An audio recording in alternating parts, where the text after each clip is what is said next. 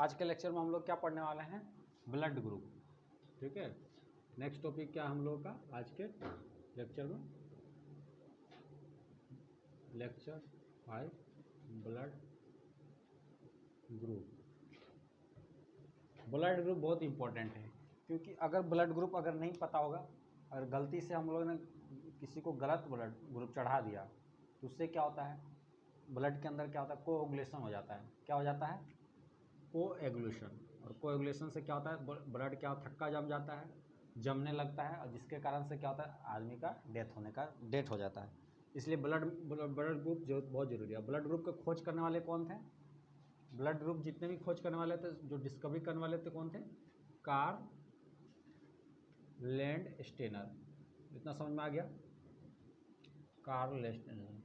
और इनके साथ में एक और साइंटिस्ट थे, कौन थे, जेलेंस्की। ठीक है, वो भी इनके साथ में ही थे, इन्होंने सर्च किया था। जब हम ब्लड ग्रुप को पढ़ते हैं ना, तो दो ग्रुप में पढ़ते हैं ब्लड ग्रुप को। पहले हम लोग पढ़ते हैं एबीओ फैमिली, उसको क्या बोलते हैं, ब्लड ग्रुप को एबीओ फैमिली, और दूसरा बोलते हैं आरएच फैमिली। ठीक है, पहले हम लोग एबीओ फैमिली की बात करते हैं। ठीक है, एबीओ फैमिली की बात करते हैं। तो अगर हम ब्लड ग्रुप लिखें तो सब कोई जानते हैं क्या ब्लड ग्रुप होता है, A blood group, B blood group. अच्छा, उसमें ब्लड ग्रुप में जाने से पहले देखो ब्लड होता कैसे, पहले ये देखो, ये एक वेसल्स है ना, ये क्या है, वेसल्स है, ब्लड इसमें बह रहेगा। इसमें क्या प्लाज्मा होगा, इस तरीके से प्लाज्मा होगा, ये प्लाज्मा है। ठीक है, इसी के अंदर क्या होगा, आरबीसी होगा, है ना, आरबीसी इसी तरह तैर रहा होगा। इसी के अंदर क्या होगा, डब्ल्यूबीसी भी होगा। ठीक है, डब्ल्यूबीसी भी होगा, समझे। इसी के अंदर क्या होंगे, प्लेटलेट्स भी होंगे। जो खाली खाली दिख रहे हो क्या है, प्लेटलेट्स है। इतना समझ में आ गया।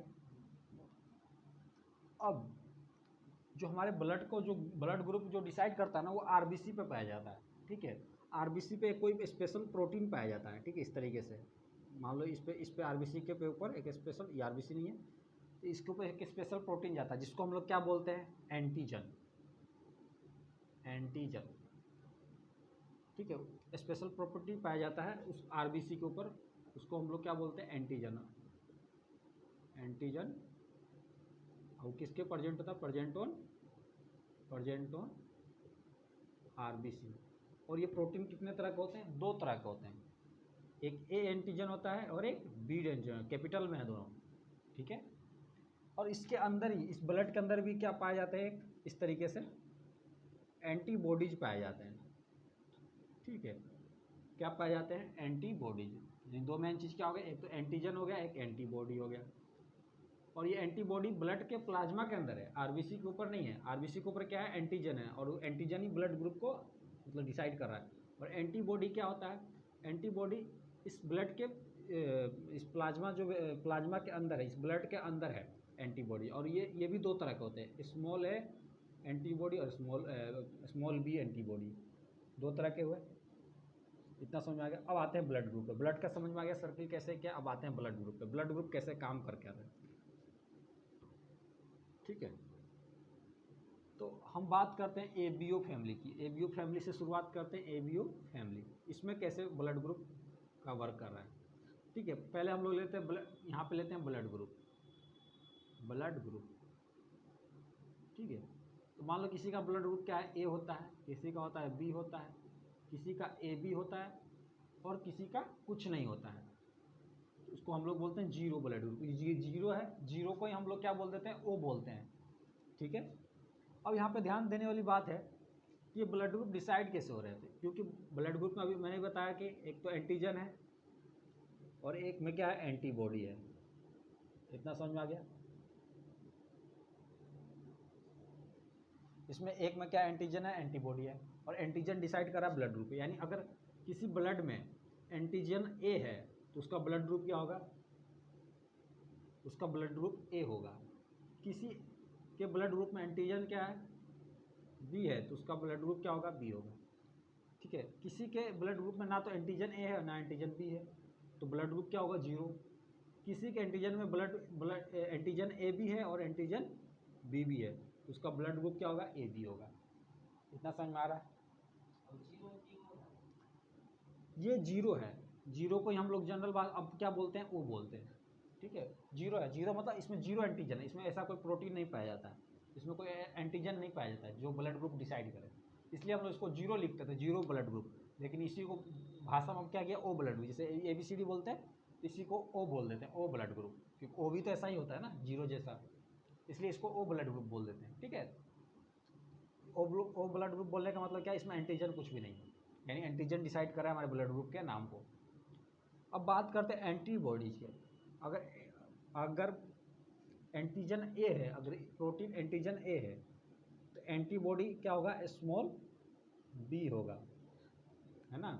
अगर एंटीबॉडी एंटीजन बी है तो एंटीबॉडी क्या होगा, स्मॉल ए होगा, ठीक है। अब देखो यहाँ पे दोनों ही हैं तो एंटीबॉडी कुछ नहीं होगा इसमें, और यहाँ पे एंटीजन कुछ नहीं है तो एंटीबॉडी ए भी होगा और एंटीबॉडी बी भी होगा। इतना समझ में आ गया। अब यहाँ पे आता है फैक्टर, कैसे कैसे कि कोई ये ऐसा क्यों होते हैं, जैसे एंटीबॉडी अगर एंटीजन ए है तो बी ही इसको पहचानता है, एंटीबॉडी इसको बी ही पहचानता है, ठीक है। अब देखो मान लो बाई चांस किसी का ब्लड ग्रुप क्या है, ए है, और तुमने क्या डाल दिया, बी ये वाला ब्लड ग्रुप डाल दिया इसके अंदर, तो जैसे ही डालोगे तो इसके साथ ही एंटीबॉडी ये भी तो आएगा ना। बी वाला तो इसको रेसिस्ट करेगा, बी को इसको पहचानता नहीं है, वो किसको पहचानता है, ए को।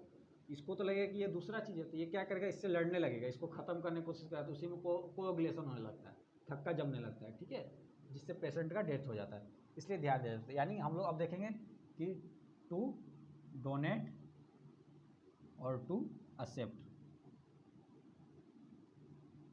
ठीक है, कि कौन डोनेट कर सकता है और कौन एक्सेप्ट कर सकता है, ठीक है।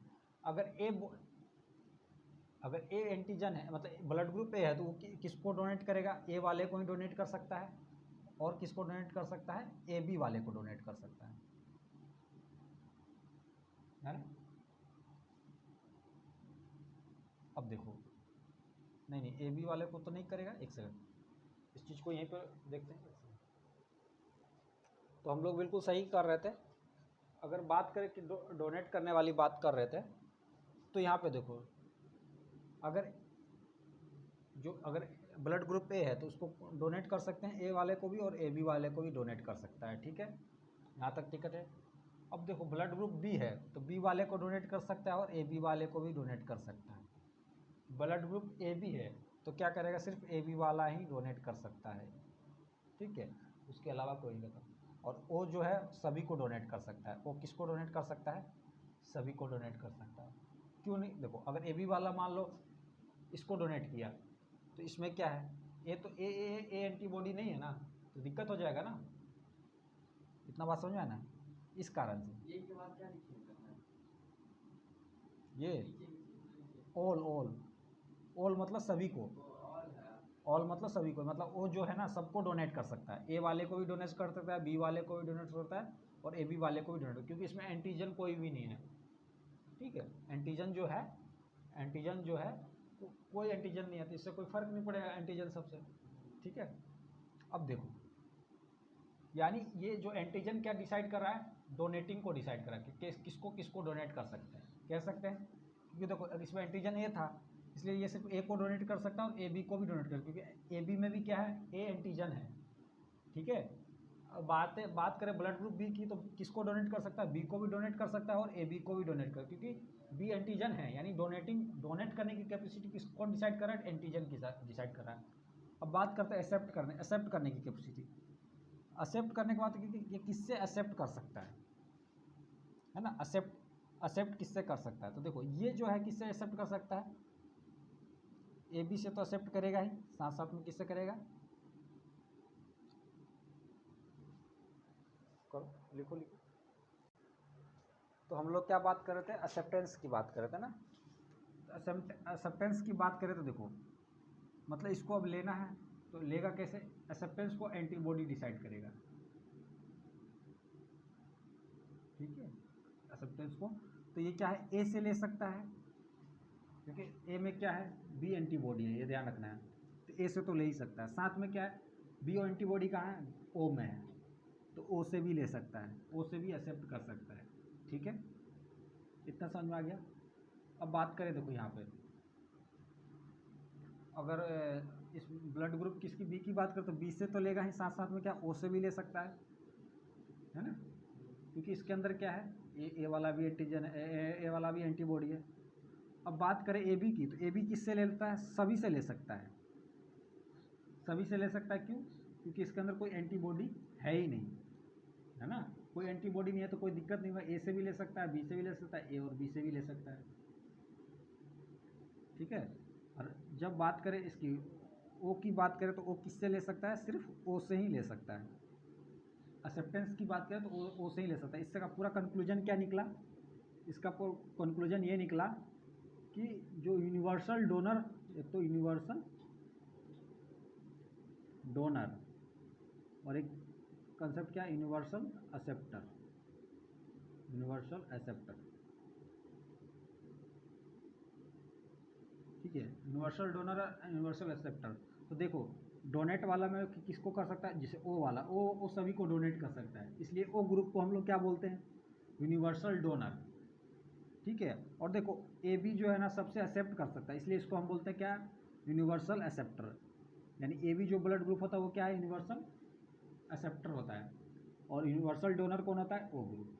यानी ए बी सबसे ले सकता है और ओ वाला ग्रुप सबको दे सकता है। ये कहने का मतलब ये ए बी ओ फैमिली के हिसाब से। और ये ब्लड के फिर और टाइप आते हैं आर एच फैक्टर के हिसाब से। अब लोग हम आगे बढ़ेंगे आर एच फैक्टर पे, इसको पहले नोट डाउन कर लो अच्छे से। ये वाला ब्लड ग्रुप समझ में आया, ए बी ओ फैमिली वाला, इसको नोट डाउन कर लिया है। अब इसको नेक्स्ट आगे हम बढ़ते हैं, ठीक है। हम कौन सा ग्रुप पे बढ़ेंगे, आर एच फैमिली वाला group, R H family, R H family group, R H family group. R H family group कहाँ से पैदा हुआ, ये पहला बार कहाँ देखा गया, मंकी में देखा गया, ठीक है। उस मंकी का क्या नाम था, ये जो आर एच फैक्टर है, जो आर एच फैक्टर जो किस में देखा गया, आर एच फैक्टर एक मंकी में देखा गया। उस मंकी का नाम क्या था, रीसस। उस मंकी का नाम ही क्या था, रीसस मंकी। उस मंकी का क्या नाम था, रीसस मंकी। ये रीसस मंकी जो है ना उसके आरबीसी के अंदर, ठीक है, ये पाया कहाँ जाता है, अफ्रीका में पाया जाता है। एक चीज़ और, आर एच फैक्टर, हाँ आर एच फैक्टर, ठीक है। आर एच फैमिली की बात करें, इस टाइप के ब्लड ग्रुप की बात करें कि आर एच फैमिली कैसे आया, ठीक है। तो ये एक मंकी जो रिसस मंकी है अफ्रीका में पाया जाता है, उसके आरबीसी के अंदर पाया गया फैक्टर। ऐसा ही फैक्टर इंसानों में पाया गया, ठीक है। तो वहाँ से इसका डिस्कवरी हुआ, और इसको डिस्कवरी करने वाले कौन थे, फिर वही कार्ल लैंड स्टेनर, ठीक है, ठीक है। एक चीज़ और क्या था, ए बी और ओ, ए बी और ए बी, इसका डिस्कवरी क्यों उन्होंने, इस वाले ब्लड ग्रुप का डिस्कवरी क्यों उन्होंने किया था, कार्ल लैंड स्टेनर, ठीक है, कार्ल लैंड स्टेनर इन्होंने किया था। और जो जीरो वाला ब्लड ग्रुप उसको किसने किया था, स्टैनली ने किया था। इसको याद कर लेना एक बार, इसको नोट कर लेना, उसमें जोड़ लेना, ठीक है। जब आर एच फैक्टर के हिसाब से क्या हुआ कि एक स्पेशल तरह का ये मतलब प्रोटीन और पाया जा रहा है आरबीसी के ऊपर, ठीक है। तो क्या देखा गया कि जो ह्यूमन का जो टोटल पॉपुलेशन है ना, ह्यूमन का जो टोटल पॉपुलेशन है, टोटल पॉपुलेशन, उसका जो 80% जो पॉपुलेशन है ना, 80% जो लोग हैं ना, उनमें क्या गया, आर एच फैक्टर क्या गया, प्रजेंट पाया गया। आर एच फैक्टर क्या है, प्रजेंट था, ठीक है। और 20% में क्या था, आर एच फैक्टर अब्सेंट था, ठीक है। तो अगर जिसमें आर एच फैक्टर प्रेजेंट था उसको हम लोगों ने क्या किया, आर एच पॉजिटिव, जिसमें आर एच फैक्टर एब्सेंट है उसको आर एच नेगेटिव। इतना समझ में आ गया। और आर एच यहाँ पर लिख देते हैं नेक्स्ट, जो आर एच पॉजिटिव फैक्टर है ना वो क्या है, डोमिनेंट नेचर है। डोमिनेंट मतलब वो अपना करेक्टर दिखाएगा, डोमिनेंट का मतलब समझाएंगे। और आर एच नेगेटिव क्या होता है ना, रिसेसिव फैक्टर होता है, रिसेसिव मतलब वो एक दब जाएगा। मतलब आर एच पॉजिटिव फैक्टर का क्या पावर क्या है, ज़्यादा है, ठीक है। अब मान लो ब्लड ग्रुप है किसी का ए बी और ओ, यही ब्लड ग्रुप पढ़े हम लोग। अगर किसी ब्लड ग्रुप में क्या है, आर एच फैक्टर प्रेजेंट है तो क्या हो जाएगा, ए पॉजिटिव। जिसमें आर एच फैक्टर प्रेजेंट नहीं है वो क्या हो जाएगा, ए नेगेटिव। अब बात करें इसकी तो बी पॉजिटिव, बी नेगेटिव। उसी तरह ए बी ब्लड ग्रुप की बात, ए बी पॉजिटिव और ए बी नेगेटिव, और ओ की बात करें तो ओ पॉजिटिव और ओ नेगेटिव। यानी क्या मतलब हुआ इसका मतलब सिंपल सा ये हुआ कि अगर आर एच फैक्टर किसी ब्लड ग्रुप में प्रेजेंट है तो वो उसके ऊपर क्या होता है, पॉजिटिव साइन लग जाएगा। इसलिए हम लोग बोलते हैं किसी का ब्लड ग्रुप ओ पॉजिटिव है, बी पॉजिटिव है, और किसी के वो आर एच फैक्टर नहीं होगा तो वो हो जाएगा नेगेटिव हो जाएगा, A negative, B negative, A B negative, ये सब हो जाएगा। ठीक है। और एक चीज़ और क्या ध्यान रखना है कि आर एच जो पॉजिटिव फैक्टर है जिसमें आर एच प्रजेंट है, जिसमें आर एच प्रजेंट है वो क्या डोमिनेंट नेचर है, वो अपना करेक्टर शो करेगा। और आर एच जो नेगेटिव जिसमें आर एच फैक्टर प्रजेंट नहीं है वो क्या, उसको क्या कहेंगे, रिसेसिव, वो अपना करेक्टर से नहीं दिखाएगा। तो इस हिसाब से समझ में आया कि ब्लड ग्रुप कैसे टाइप हो गया, पॉजिटिव नेगेटिव, पॉजिटिव नेगेटिव। इतना बात समझ में आ गया। पहले इसको नोट डाउन करो, फिर हम लोग आगे बढ़ते हैं इंटरेस्टिंग टॉपिक। अब यहाँ पे देखो समझने वाली बात क्या है, देखो ध्यान से बात है।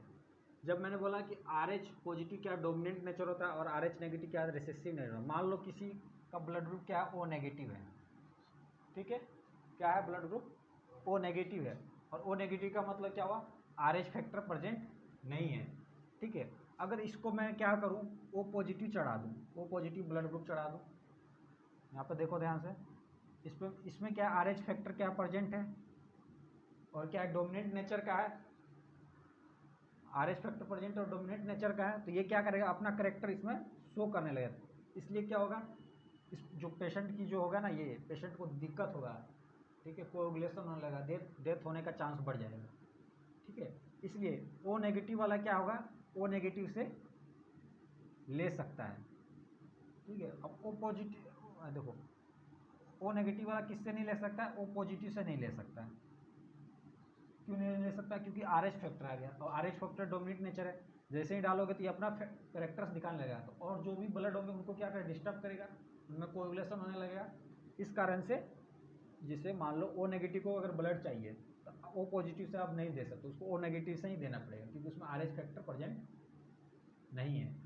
अब मान लो कि अगर ओ पॉजिटिव को ब्लड चाहिए, अब मान लो ओ पॉजिटिव को ब्लड चाहिए, तो वो क्या है, तो ओ पॉजिटिव से तो ले ही सकता है, साथ साथ में क्या ले सकता है, ओ नेगेटिव से भी ले सकता है, उसको दोनों से दिक्कत नहीं होगा। ठीक है, क्योंकि इसमें तो आर एच फैक्टर प्रेजेंट नहीं है, जैसे ही डालोगे कोई दिक्कत नहीं होगा। और इसमें आर एच फैक्टर प्रेजेंट है, तो आर एच फैक्टर तो पहले था ही। अब समझ में आ गया, इतना समझ में आ गया, इसको नोट करो। फिर एक स्पेशल केस पढ़ेंगे हम लोग, जो ब्लड ग्रुप के अलावा पॉजिटिव और नेगेटिव जो देखते हैं ना, आर एच फैक्टर प्रेजेंट है या नहीं है, ब्लड ग्रुप के अलावा भी एक जगह ध्यान दिया जाता है, वो भी प्रेगनेंसी के दौरान। प्रेगनेंसी के दौरान कैसे ध्यान दिया जाता है हम लोग अभी देखेंगे, थोड़ा इसको नोट डाउन कर लो अच्छे से। ठीक है, तो इस वाले एक चीज़ और क्या है कि जो इस वाले ब्लड ग्रुप में सबसे ए बी नेगेटिव होता है ना, इसके परसेंटेज बहुत मिलता है, 1% लोग होता है, यानी लिस्ट कॉमन ग्रुप है। सबसे कम ग्रुप कौन सा मिलेगा, ए बी नेगेटिव वाला, और सबसे ज़्यादा कौन सा मिलेगा, most common group O positive. O positive वाले लोग ज़्यादा होंगे, कितने, लगभग 35% या 36 के आसपास में, 36% के आसपास होंगे। और ए बी नेगेटिव वाले कितना होंगे, सबसे कम। यानी इन सारे ब्लड ग्रुपों में 8 जो ब्लड ग्रुप देख रहे हो, ओ पॉजिटिव ओ नेगेटिव, उनमें सबसे ज़्यादा मात्रा कितना है, 36% लोग ओ पॉजिटिव है, और ए बी नेगेटिव सबसे कम है। तो ये याद करना, लिस्ट है, ये लिस्ट है, और ये कल कोई पूछता है। अब हम लोग आगे बढ़ते हैं कि ब्लड ग्रुप के अलावा भी आर एच फैक्टर का कहाँ ध्यान रखा जाता है, वो क्या है, प्रेगनेंसी में ध्यान रखा जाता है। ठीक है, वो प्रेगनेंसी में कैसे ध्यान रखा जाता है अभी हम लोग को समझ में आ जाएगा।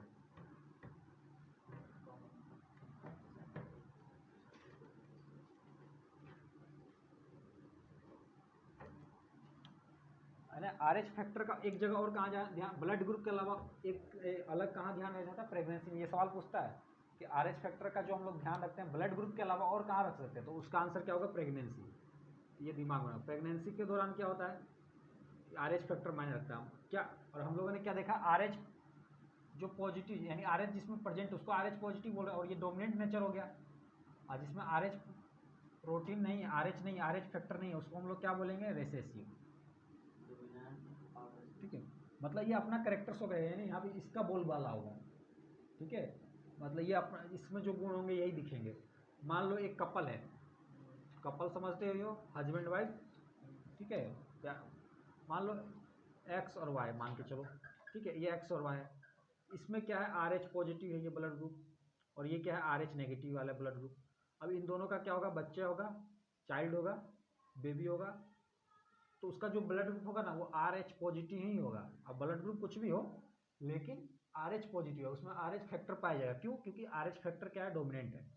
अगर मान लो एक पेरेंट है जिनका ब्लड ग्रुप क्या है, RH नेगेटिव है, अब चारों में से कोई भी हो सकता है ब्लड ग्रुप, लेकिन RH नेगेटिव और इनका भी RH नेगेटिव, तो बच्चा क्या होगा, हमेशा बच्चा हमेशा क्या होगा, RH नेगेटिव ही होगा।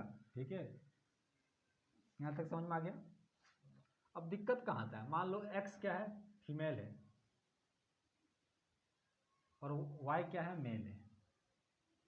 ठीक है, अब एक कंडीशन और बदलते हैं, एक कंडीशन और क्या हो सकता है कि जो X और Y है, अब ये RH नेगेटिव हो और ये RH पॉजिटिव हो, तो भी बच्चा क्या होगा, RH पॉजिटिव ही होगा।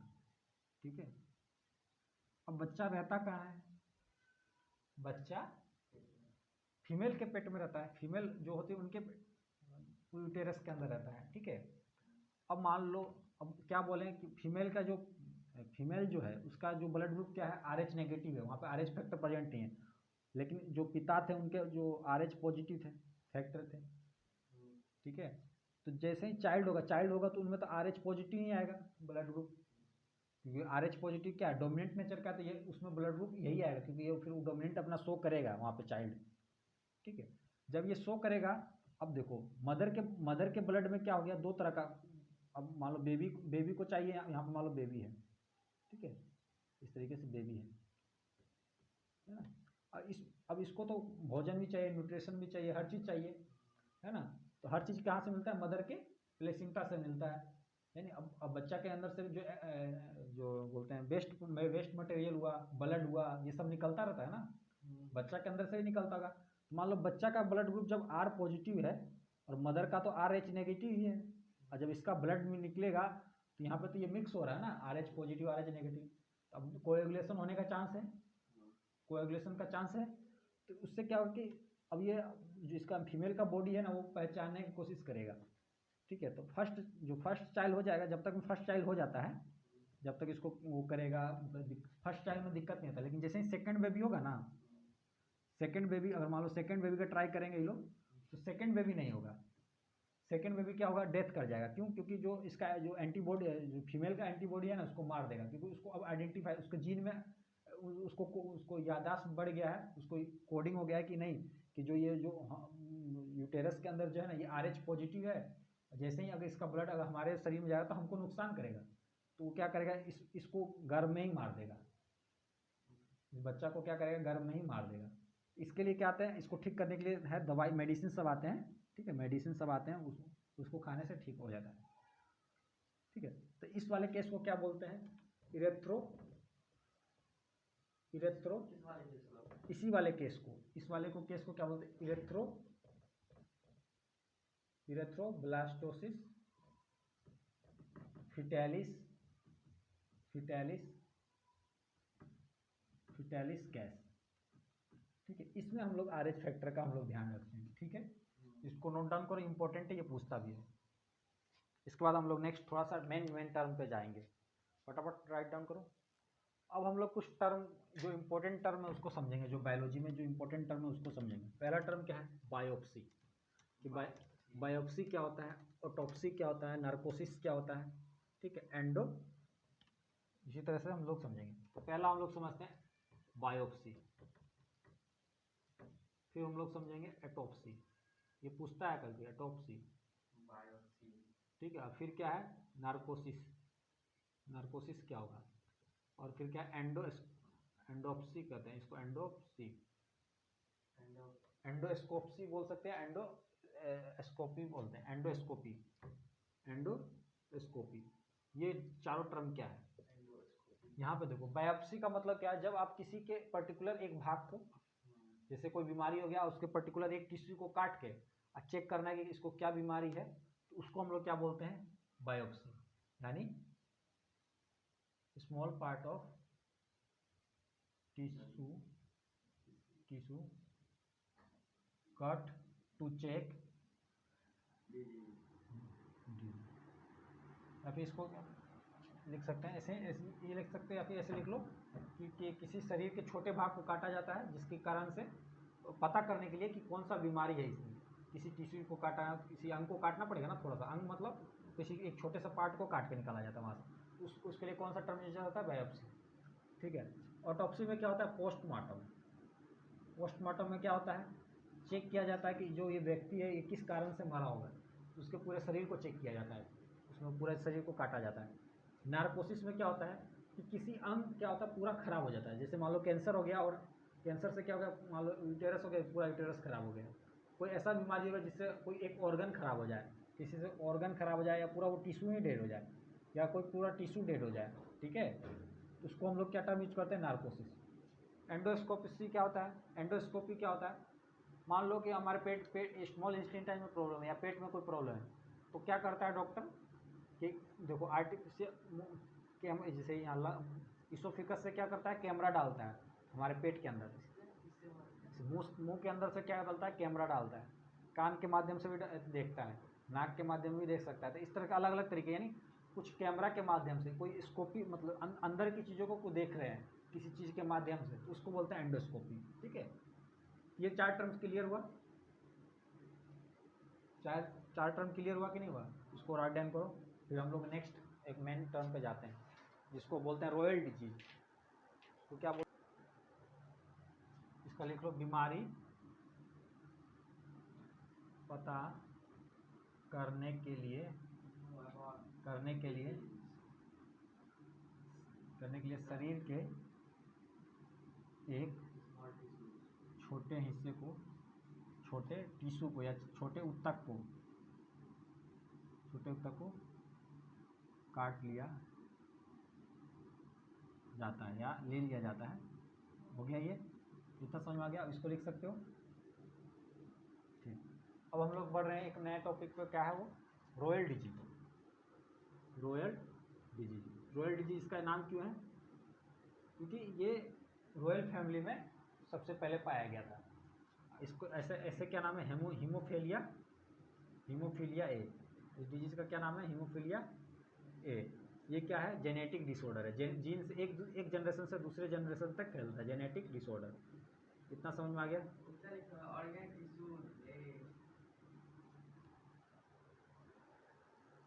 लिखना हो गया ना? चलो इस पर रॉयल डिजीज का, रॉयल डिजीज क्या था? रॉयल फैमिली में पाया गया था। उस डिजीज का नाम क्या है? Haemophilia A. ठीक है, ये जेनेटिक डिसऑर्डर है। ये क्या है? जेनेटिक डिसऑर्डर है। और इसी को एक और क्या नाम है? X linked inheritance. इसका भी मतलब समझ में आएगा क्यों है। इस बीमारी में होता क्या है? जो क्लोटिंग नहीं जमता है, नो क्लोटिंग, मतलब थक्का जमेगा नहीं। अगर मान लो कहीं कट लग गया तो ब्लड क्या है? बहते रह जाएगा, क्लोटिंग जमेगा ही नहीं। ये वो बीमारी हुआ। ठीक है, एक्स लिंक्ड इनहेरिटेंस क्यों बोला गया? ये तो जेनेटिक डिसऑर्डर नहीं है, लेकिन एक्स लिंक्ड इसलिए क्यों बोला गया? क्योंकि इसमें जो वेक्टर होती है ना, जो इस बीमारी को कैरी करती है, वो क्या होती है? फीमेल होती है। ठीक है, और सबसे बड़ी खास बात क्या है? ये बीमारी कैरी तो करती है, लेकिन इनमें ये असर नहीं दिखेगा। किसमें दिखेगा? मेल के अंदर इसका दिखेगा असर। यानी मान लो बाई चांस अगर कोई फैमिली है जिसमें, जैसे ये फादर हुए, मतलब ये मान लो कपल हुए, कपल है ना, इनके और ये, ठीक है, एक सन हुआ और एक डॉटर हुई। ठीक है, तो दोनों में तो क्या है? अगर मान लो ये जेनेटिक डिसऑर्डर से क्या है, ये कपल जो है क्या है, इनमें हीमोफीलिया बीमारी है। ठीक है, और महिला वेक्टर है। तो देखो, तो इन दोनों में वो बीमारी आएगा क्योंकि जेनेटिक डिसऑर्डर है। ठीक है, दोनों में बीमारी आएगा, लेकिन इसमें क्या होगा? शो करेगा, ये बीमारी दिखेगा। जैसे इसका क्लोटिंग नहीं जमेगा, जैसे ही ब्लड कट जाएगा तो इसमें बीमारी ये दिखेगा, हीमोफीलिया दिखेगा, और ये कैरी करेगी। अब इस लड़की को तो ये बीमारी असर नहीं करेगा। ठीक है, लेकिन जब इसका बेबी होगा ना, जैसे इसका बेबी होगा, इस लड़की का शादी हो जाएगी, इसका बेबी होगा, और बेबी में कौन सा लड़का होगा, तो उसमें ये फिर से बीमारी दिखेगा। और लड़की होगी तो इसमें बीमारी नहीं दिखेगा।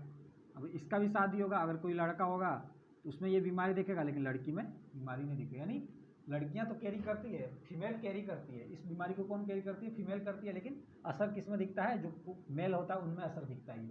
और इस बीमारी में क्या होता है? क्लोटिंग नहीं जमता है। मतलब जैसे कहीं कट लग गया तो क्लोट जमेगा ही नहीं, क्लोट नहीं जमेगा तो क्या, धीरे धीरे सारा खून निकल जाएगा ना ब्लड का। तो ये मतलब है, तो ये इंपॉर्टेंट टर्म थे, कुछ थे। तो इस क्लास को यहीं एंड करते हैं। उम्मीद है अच्छे से समझ में आया होगा, नहीं है तो हम तो है ही हैं।